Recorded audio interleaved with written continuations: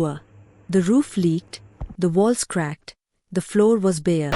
But still, this boy's eyes carried hope. Would you still care about others if the world forgot about you? Would you still show kindness if you had nothing left to give? Before we begin this lesson, I want you to sit down, take a deep breath, subscribe so you don't miss what comes next. Because this is not just a story, it is a lesson that will live inside you. This boy's family had nothing, no savings, no full plates, not even steady work. But he carried something greater than wealth, a good heart. And soon, you will see how that heart saved an entire village. The boy woke each morning to the same hunger. No breakfast. No steaming food waiting on the table, because there was no table at all. Just a cracked bowl, sometimes empty, sometimes holding nothing but a little leftover water. His first steps of the day were barefoot on cold earth, as he made his way to fetch water. When other children dressed for school, he sometimes joined them, but many days he stayed back. Not because he didn't love learning, but because he could not pay the fees. He watched from a distance as the lucky ones marched off with their uniforms pressed, while he sat quietly, holding a worn book with missing pages. On the days he did go, hunger followed him there. His stomach growled louder than the lessons. Other children noticed. Some mocked him with cruel laughter. Some only pitied him, offering looks but no help. Others ignored him, pretending he didn't exist. He learned to sit quietly at the back, shoulders bent, eyes lowered, waiting for the bell to ring. When he wasn't in school, he worked, carrying heavy cement blocks for men on construction sites, washing plates in small roadside food stalls, sweeping floors for coins that barely bought a handful of food. His back bent early, his palms hardened too soon. Childhood was not play for him, it was survival. And yet, even in this life of lack, he shared. When he earned a little, when fortune placed a small loaf or a plate of rice in his hands, he never ate alone. He broke pieces for others who had nothing. His kindness never depended on abundance. His giving came from the little he had. His dream was simple, yet heavy with longing, to finish school, to hold a certificate one day, to sit in a chair, not as a servant, but as a man of respect. Every night before sleep, he whispered the same wish, God, let me finish my education. That hope carried him through each day of struggle. In a world that seemed to deny him comfort, the boy somehow found the strength to give. His life was one of struggle, yet his heart never hardened. While others saw him as the child with nothing, he quietly carried the soul of someone who had everything that truly mattered, kindness. One morning, an old woman staggered under the weight of firewood. Her back bent, her steps faltered, and people passed her by without a glance. The boy, though tired and hungry himself, ran forward. He lifted the heavy bundle from her shoulders, his small arms trembling as he carried it to her hut. He did not ask for payment. He only smiled when she whispered, "Thank you." There was another day when he found himself with a single piece of bread. His stomach ached with hunger, but as he prepared to eat, he saw a younger child watching him with wide, hollow eyes. The boy hesitated, then broke the bread in half. He handed the bigger piece to the smaller child. His own hunger remained, but he chose compassion over comfort. Even the smallest lives mattered to him.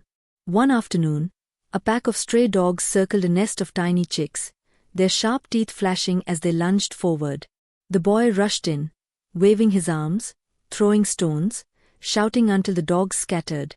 He bent down, gently scooping the frightened chicks into his hands, returning them to the safety of their mother's wings. These were not grand acts of charity. They were quiet, unnoticed moments. No one rewarded him. No one clapped for him. The villagers saw, but rarely remembered. For them, kindness was easy to overlook when it came from someone so poor. But each act built a hidden story, one that painted him not as a boy of lack, but as a boy of light. His name was rarely spoken, his deeds barely remembered. Yet, if one listened closely, the village carried whispers of him. The woman with the firewood. The child who once cried for bread. The chicks that survived. To each of them, he was not invisible. To them, he was proof that goodness still lived in silence. He became a symbol no one acknowledged, but everyone felt. A symbol of what it meant to give without expectation. To protect without being asked. To love without being loved in return. He was the forgotten boy with a good heart, and though the world denied him recognition, life itself bore witness to his quiet greatness. The boy's village was alive with the rhythm of everyday survival. At dawn, the first sounds were of roosters crowing, their voices mixing with the faint crackle of fires being lit inside clay kitchens. The air carried the smell of wood smoke and boiling millet porridge. This was a place where life was hard, but it was also held together by tradition, by laughter, by the stubborn heartbeat of community. Men moved through the village carrying cutlasses, their worn handles smooth from years of farming. Some walked into the fields, backs bent, faces already sweating under the humid air. Others sharpened their blades against stone, the metallic scrape cutting through the morning chatter. To them, every day was about survival, carving food from an unforgiving earth. Women filled the pathways with voices like music, calling out to one another as they set up for the day's trade. Balancing heavy baskets on their heads, they walked gracefully despite the weight. Their laughter echoed, their wrappers bright and colorful like scattered jewels against the brown mud walls. They sold beans, cassava, roasted corn, foods that kept the village alive. Hawkers cut through the air with sharp voices, calling prices, competing for buyers. A young man with a tray of cola nuts shouted so loudly it startled the goats tied by the roadside. Another hawker carried roasted groundnuts wrapped in old newspaper, his bare chest glistening with sweat. These were the sounds of survival, of hunger dressed up as hustle. Children chased after a ragged football made of rags tied with string. Barefoot, their laughter rose above everything else, pure and untamed. Dust rose under their small feet, painting the air in a soft brown hadge. For them, poverty was a game. Hunger was forgotten in the thrill of running, kicking, shouting. Their joy was unshaken by the weight their parents carried. The boy often stood at a distance, watching. He didn't always join. Sometimes, he was too hungry, too weak to run. Other times, the mocking words of his cousins kept him back. His cousins, Abiola, Tunde, and Kahinde, strong boys with quick tongues, reminded him constantly that he was poor, that he owned nothing. They laughed at his torn shirt, at his cracked heels, at the hollowness of his stomach. Yet despite their cruelty, he never hated them. He carried their firewood when they pretended to be tired. He shared his last morsel of bread when they demanded a taste. He lived at the edges of the family, never celebrated, never praised, yet he held no bitterness in his heart. His poverty became their excuse to abandon him, but it also became the fire that forged his kindness. The village itself carried two faces. On one side, there was peace, a fragile calm that made every evening feel eternal. Women sang as they pounded yam. The air smelled of palm oil and fried plantain. The men gathered under the old baobab tree to play ayo, their laughter rising like drums. Life, though hard, had its rhythm. But beneath the calm, there was something unspoken, something heavy in the air. Whispers of rising dangers from outside the village. Stories of strangers seen at the edges of farms, of footsteps heard at night when even the dogs refused to bark. A shadow seemed to move across the land, slow but certain. The villagers didn't know it yet, but the storm was already on its way. This was the calm before the storm.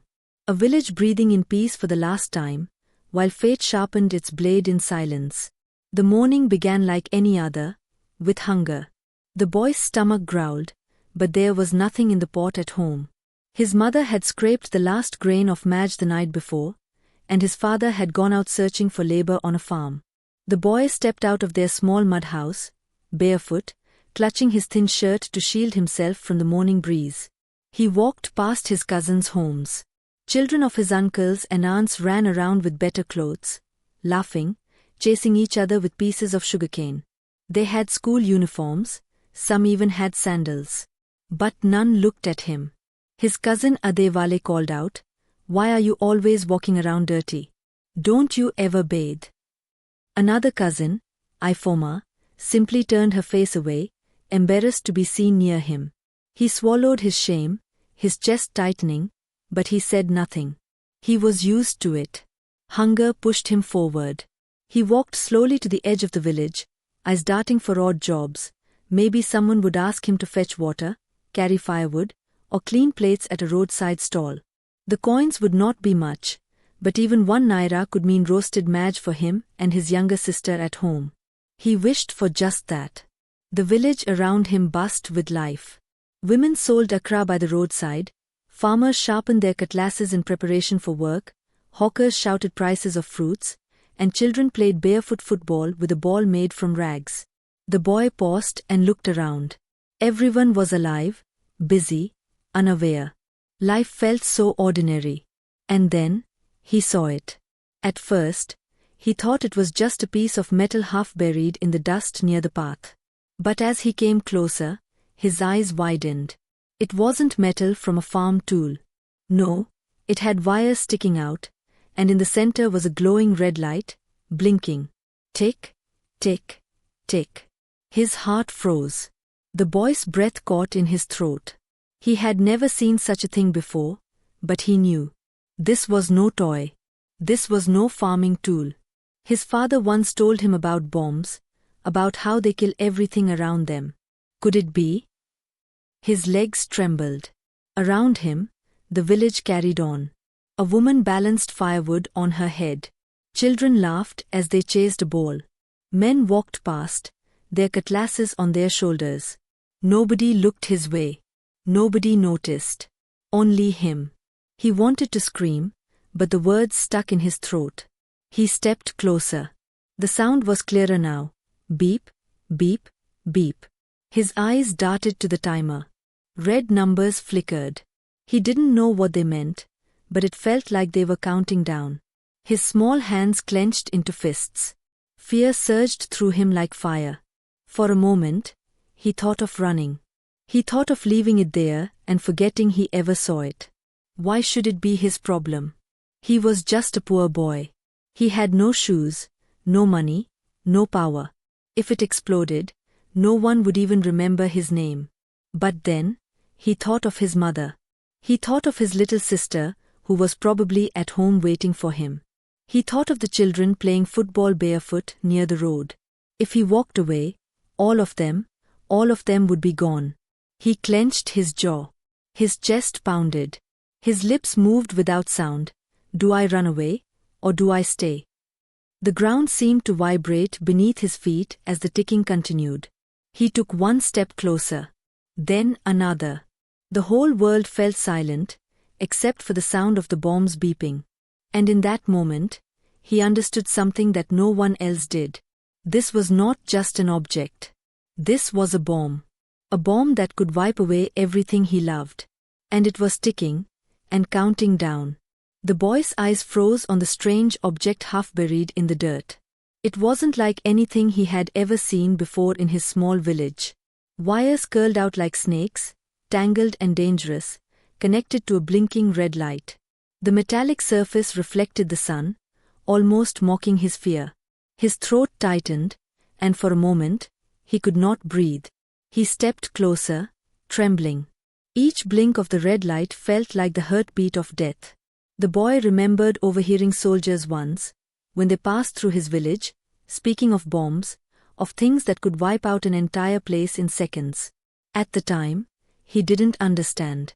But now, staring at this monster in the ground, he understood too well. Fear gripped him so tightly that his knees almost gave way. He wanted to run far, run fast, pretend he never saw this. But another voice inside him whispered, if you run, everyone dies.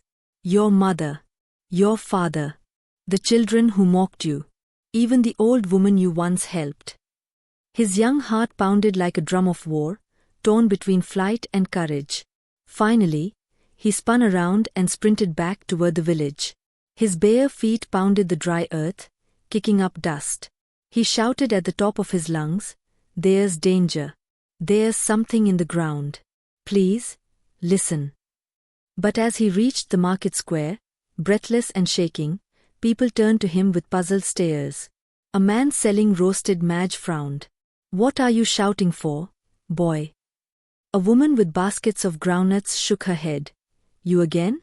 Go home. Children laughed, pointing. Poor boy, always making up stories. Their words cut him deeper than any knife. His voice cracked as he cried, I swear, I saw it. A strange thing, it's dangerous. Tears welled in his eyes. The boy pressed his hands together, begging. Please, you must believe me. I saw it blinking. I heard it ticking. His voice broke, but still the people dismissed him. Some muttered, that's the boy who carries blocks for food. What can he know? His desperation grew heavier than the hunger he had known all his life. At last, one elder, a man with grey beard and wrinkled hands, stepped forward. His name was Baba Olenrevaju. Unlike the others, his eyes narrowed with caution. Show me what you saw, he said softly. The boy grabbed his hand and pulled, leading him toward the edge of the village. The people shook their heads. Waste of time, they murmured. But something inside the elder stirred. When they reached the spot, the elder froze. His eyes widened. The wires, the timer, the blinking light, it was exactly as the boy described. For a moment, even his aged legs trembled. His lips whispered, by the gods, this is no ordinary thing. The boy clung to his side, whispering, I told you. I told you. The elder turned back toward the village, his voice breaking as he shouted, Come. Everyone, come now. Panic rippled like fire through dry grass as villagers gathered, whispering, gasping, seeing at last the terrible truth. The same people who mocked the boy now stood frozen in terror. In silence, their eyes widened, their hearts raced. In that moment, one truth burned through the air heavier than smoke. The entire village had less than an hour to live, and only one poor, unnoticed boy had seen the danger first. The alarm spread like wildfire.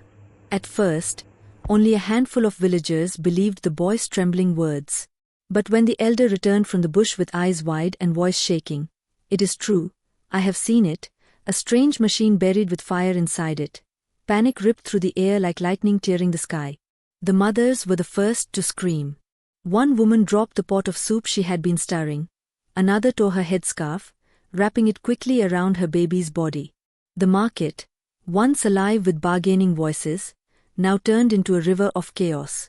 Sellers abandoned their tables, yams rolled into the dust, beans spilled into the wind, fish scattered on the ground as everyone ran.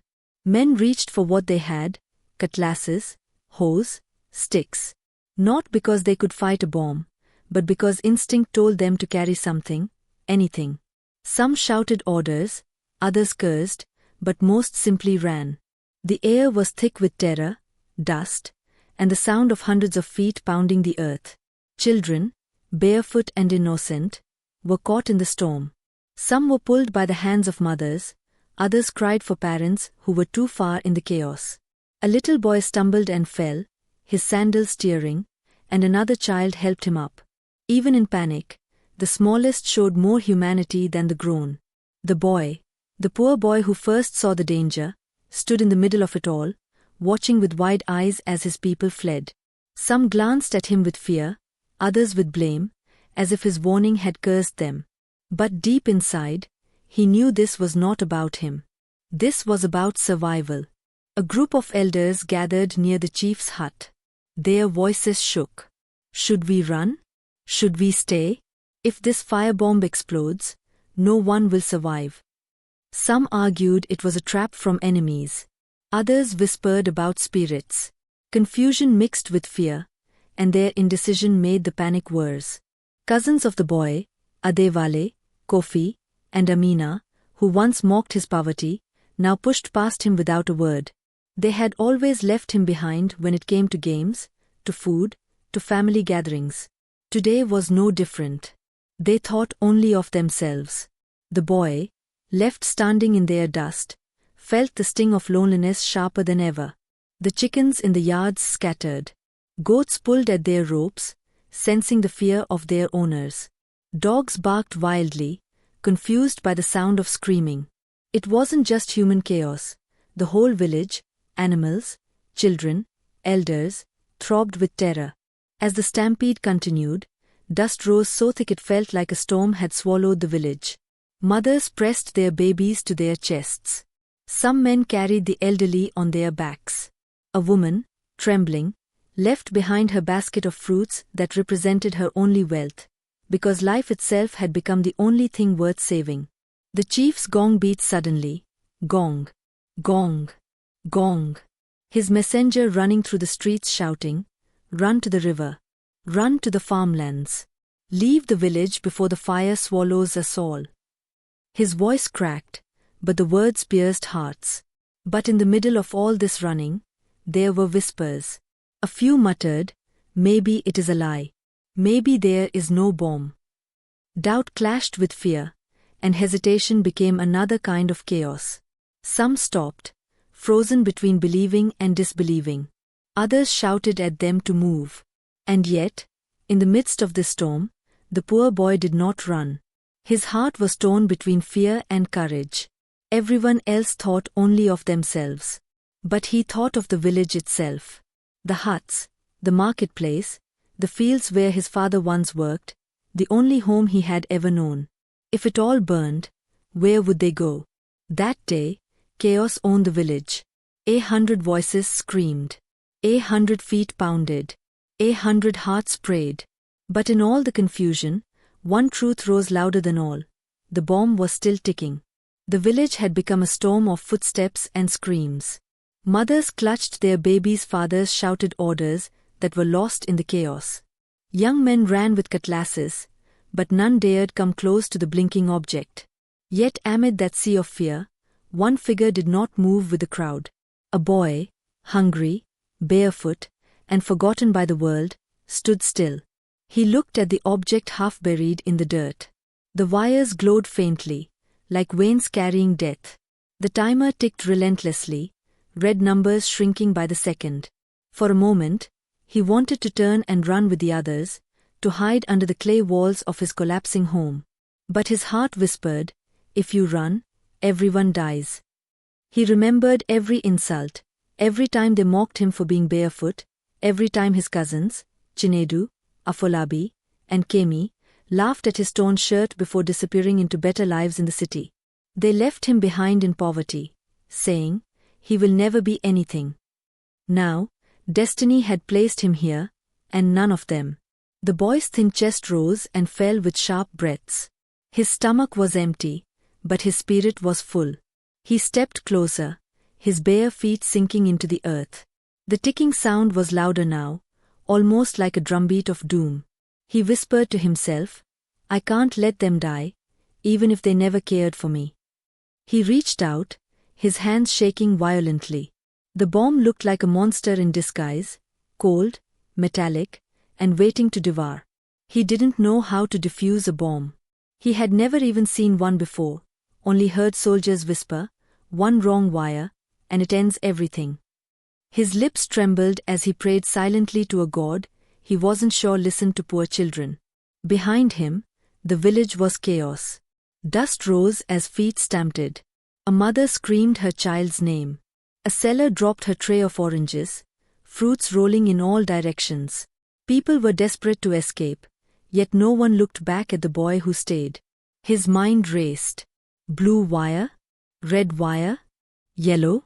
He didn't know. He tried to remember the one story he overheard at the barracks. Sometimes it's not the brightest color, but the dullest one that saves you. His breath caught. Was that true, or just something he imagined? He thought of his late father, a man who once told him, "Son, courage is not the absence of fear. It's standing when your legs want to run."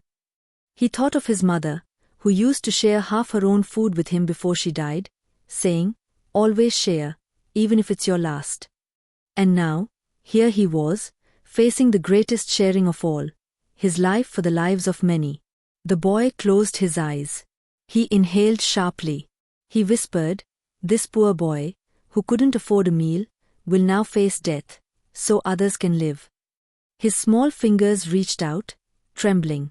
He touched a wire. His heartbeat thundered louder than the ticking timer. In that silent moment, the entire world seemed to hold its breath. The cries of the villagers faded into distant echoes. The dust hung still in the air. Only one sound remained clear: tick, tick, tick. He swallowed hard. He knew that one wrong move would not only end him, but also turn his village into ashes. Yet something inside told him, if destiny chose me to find it, then destiny must help me face it. He clenched his teeth, his hand shaking less now. He whispered, "God, guide me." And then, with trembling courage, the boy began to pull. The air was heavy, thick like smoke, though no fire had yet touched the ground. The boy's knees trembled as he crouched before the strange metallic box. It wasn't just a machine to him. It was death, hidden in wires and numbers. The red timer blinked like the heartbeat of a beast, steady, unmerciful. His small chest rose and fell rapidly. Every tick matched the pounding inside his ribs. It was as if the bomb and his heart were one, racing toward the same inevitable end. He thought of running. Just a few steps, and he could vanish into the trees. He could live, maybe. But then he saw their faces in his mind. The children barefoot, laughing on the dusty football field. His cousins, Abiola, Chinedu, and Ayo, who once mocked his tattered clothes, but who were still his blood. The women who shared scraps with him when he had nothing. The old grandmother who let him sleep by her fire. If he left, who would save them? The timer blinked, 00:15, 00:14, 0:13. The voices of the villagers still rang in his ears. Go home, poor boy. Stop wasting our time. What can he know? He has nothing, he is nothing. But here he was, the nothing boy, staring at the everything that could destroy them all. He wiped his palms against his torn shorts. His fingers shook. The wires were colors he barely recognized. Green, red, yellow. Which one? He had never held anything like this. He had never even touched a radio before. Yet his instinct screamed. One of these was life, the other was death. 00:10, 009. He closed his eyes, just for a breath. Suddenly, he remembered his teacher, the only one who once told him, even the smallest hand can hold the biggest courage. That voice, long gone, returned in this moment. It gave him strength. His tears blurred the glowing numbers. He whispered to himself, if I die, let them live. 00:06, 005. He stretched out his trembling hand. His fingers hovered over the wires, hesitant, frozen by the weight of choice. Behind him, the villagers prayed in whispers. Some clutched their children. Some didn't dare to look. The air felt like the whole world had stopped breathing. 004. He heard his stomach growl, hunger, the companion he had always known. For a strange moment, he thought of the piece of bread he once split into two, giving the bigger half to another child. That memory felt like a prophecy. His life had always been about sacrifice. 003. With a sharp breath, he gripped the wire. His hand squeezed it tight. And then, a pull. A sound. Click. The timer froze. 003. No more blinking. No more beeping. Just silence. The silence was louder than thunder. For one moment, no bird sang, no wind moved. It was as though the earth itself had paused to witness what had just happened. The boy opened his eyes slowly. His hands were still on the wire, trembling, but alive. His chest heaved with disbelief. He looked around. The villagers were wide-eyed, some with tears streaming, others dropping to their knees in prayer. This poor boy, the one they mocked, ignored, and left behind, had stopped death with nothing but courage. But he did not smile. He only closed his eyes, whispering softly, "Thank you, teacher, thank you." And in that stillness, the truth became clear. The forgotten child had just written his name in the memory of the village forever. The silence stretched. For a long heartbeat, no one dared move. Then, one by one, the villagers crept out from their hiding places, from behind clay walls, from under wooden carts, from the shadows of the baobab tree. Children peeked first, clutching their mothers' wrappers, eyes wide with wonder. Men and women followed, still trembling, as though they feared the silence might betray them, that the beast inside the ticking box might roar back to life. But it didn't. It was over. And there, at the center of the dusty clearing, stood the poor boy, chest heaving, hands shaking, eyes still fixed on the frozen numbers, 003. 3 seconds that would never pass. For a moment, nobody spoke. They only stared. Then, a sound broke through, a sob. A woman, wrinkled with age, dropped to her knees. Tears ran down her face as she whispered, "God spared us, through him." Others followed. They rushed forward, some weeping, some calling his name. Voices rose. "He saved us. The poor boy saved the village. We never believed him, and yet, he is the one who saved us." The boy's eyes flickered with confusion. These were the same mouths that had spit at him, the same hands that had shoved him away from their fires, the same eyes that had looked past him as though he were invisible. Now, those eyes stared at him with awe, with gratitude, with shame. One of the elders, tall, his hair white like the ash of old firewood, stepped forward. He had once called the boy useless, had once told him to stay away from the council gatherings. Now, he bowed his head low before him. "We wronged you," the elder said, his voice breaking. "We saw only your hunger. We saw only your ragged clothes. We never saw your heart. And yet, when death came for us, it was you who stood between us and the grave." The boy lowered his gaze. His lips trembled. He did not know what to say. Around him, the villagers crowded closer. Mothers pressed their children's hands into his, whispering, "Touch him, remember him, never forget what he has done." Young men who once mocked his torn sandals now lifted him onto their shoulders, chanting his name. Women wept openly, their tears wetting the dust. Still, the boy remained quiet. Finally, he spoke, softly, his voice almost drowned by the noise. "I didn't do it for honor or riches. I only wanted one thing, for my family to eat, and for the children to play safe." His words struck them deeper than the silence of the bomb. Because it was true. He had asked for nothing, not gold, not power, not a seat among elders. Just food. Just safety. Just the simplest dreams of a child. The elders gathered again, forming a circle around him. In the old ways, such circles were made only for warriors returning from battle. And yet, here was a boy, barefoot, dirt-stained, ribs showing through his thin shirt, standing where warriors once stood. One elder raised his staff high. "From this day, you are no longer the forgotten child. You are the protector of this village. You are the boy who stopped time itself." The people roared in agreement. The air shook with their voices, as though they wanted the wind to carry his name to the farthest lands. But in the midst of praise, another truth lingered: he was still poor. His hut was still broken, his stomach still empty.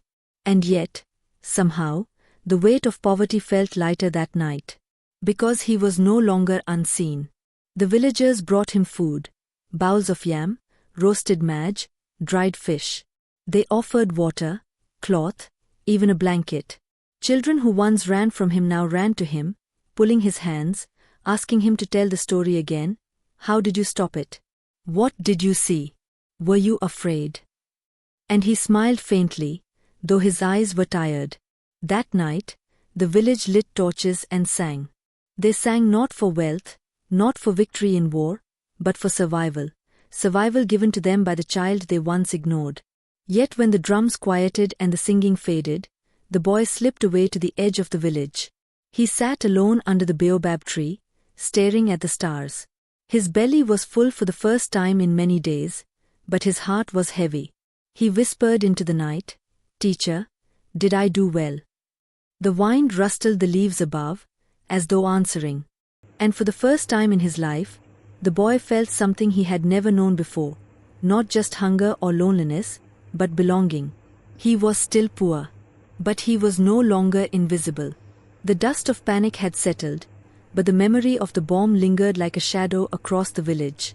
For days, the elders sat in silence under the great baobab tree, reflecting on what had nearly been their last moment alive. Their whispers always circled back to one name, the boy they had once dismissed, insulted, and forgotten. For the first time, his name was spoken not with mockery, but with reverence. News of his bravery did not remain confined to the mud walls of the village. A traveling trader, who had witnessed the chaos, carried the tale to the next town. From there, it leapt from one mouth to another, until it reached the ears of journalists in the city. Before long, reporters arrived with cameras, pens, and microphones, eager to capture the story of the child who had stopped death itself. The boy, shy and barefoot, stood in front of flashing lights, his voice trembling as he told them what he saw, what he felt, and why he stayed behind when everyone else had fled. His words were simple, but they struck the heart. "I could not leave. If I left, who would save my people?" The government, hearing of the incident, could no longer remain silent. A convoy of officials arrived in polished cars, their tires crushing the dusty earth. The governor himself stepped out, surrounded by security, and in front of the entire village he extended his hand to the boy. That gesture, a hand that once waved only to the wealthy and powerful, now honored the poorest child in the land. Donations began to flow. A wealthy philanthropist, touched by his story, promised to sponsor his education. The local school, which had once sent him away for unpaid fees, opened its doors and declared that from that day forward, his desk would never again be empty. He was given books, uniforms, and the dignity of a child who finally belonged. But the transformation did not stop with him. His story awakened something greater. Children who had been overlooked began to be treated with more kindness. Elders began to remind parents, "Do not despise the little ones, for among them may be your savior." Even the market women, once quick to chase him away for begging scraps, now pressed food into his hands before he could even ask. Still, the boy remained humble. When a reporter asked him what reward he desired most, he did not ask for money, for clothes, or even for himself. He simply said, "I want my cousins to come back. I want my mother to never sleep hungry again." Those words, raw and unpolished, cut deeper than any speech. And in time, they reached the ears of organizations beyond the country. Aid groups arrived with bags of rice, clean water, and scholarships not just for him, but for children across the village. From the poorest child, forgotten by family and mocked by neighbors, he had become the heart of transformation. His courage became a song sung in schools. His story became a proverb told at night by firesides. "Do not look down on the barefoot child, for his steps may save a nation." The lesson was clear, echoing beyond the village, beyond the borders. Never despise the lowly, for greatness often wears rags before it wears crowns. The village had been scarred, yet also reborn. Out of dust, tears, and near death rose a story that no one could deny, a story too powerful to be buried, too human to be forgotten. The camera lingers on the boy, his bare feet, still cracked from walking the earth without sandals, his eyes, carrying both the weight of hunger and the light of hope, his hands, small yet strong enough to hold back a tragedy. Sometimes the world forgets the poor, but heaven never does. Sometimes neighbors may mock you, elders may dismiss you, and even your own family may abandon you. But courage does not ask for riches. Courage asks only for a heart willing to act when others run. The boy's story became more than an account of bravery. It became a mirror, a reminder that the face of a savior may not always wear fine clothes. That true strength does not always come with muscles or money. Sometimes, it walks barefoot. Sometimes, It hides behind hunger. Sometimes, it speaks only when silence would mean death. Across the land, people repeated his name with pride. Across the seas, strangers who would never meet him still felt changed by his courage. His life, once invisible, had become a beacon. And in that moment, the lesson became clear. Sparkle's greatness has no address. It can be born in a palace. It can also rise from a hut with a leaking roof. And when the time comes, the world will see it. Ask yourself, how many barefoot children walk past you every day? How many poor souls do you overlook, never knowing what they carry within them? This boy proved something eternal, that one good heart, no matter how small, can change the fate of many. He saved a village. And maybe, one day, someone like him will save the world.